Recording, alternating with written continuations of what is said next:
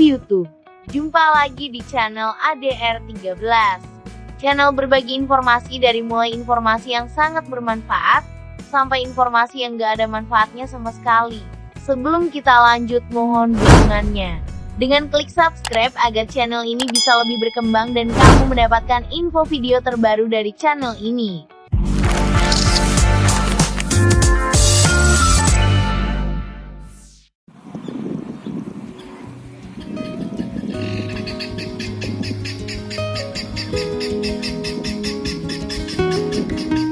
Kini berwisata ke kebun kurma.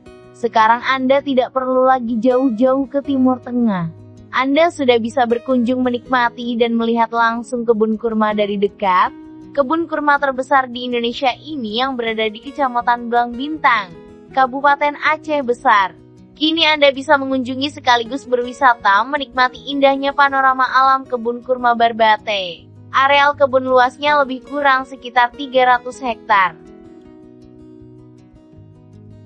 Dulunya, tanah di kawasan ini merupakan tanah tandus dan kering, yang pada akhirnya dimanfaatkan oleh seorang pria bernama Mahdi Muhammad dan Syukri. Tanah gersang tersebut dibersihkan menggunakan alat berat, lalu ditanami bibit kurma, yang didatangkan langsung dari Inggris hingga dikembangkan menjadi pilihan alternatif bagi pengunjung yang ingin berwisata ala Timur Tengah, yang dapat memanjakan mata Anda.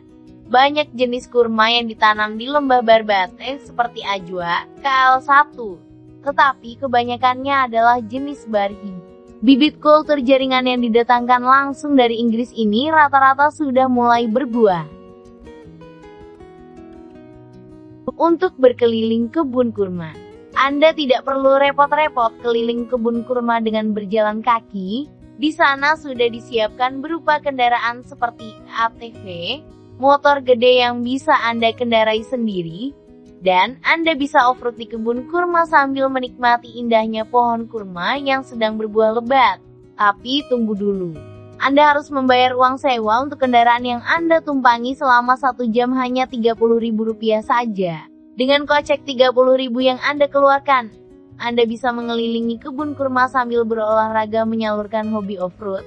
Tentunya sangat murah, bukan?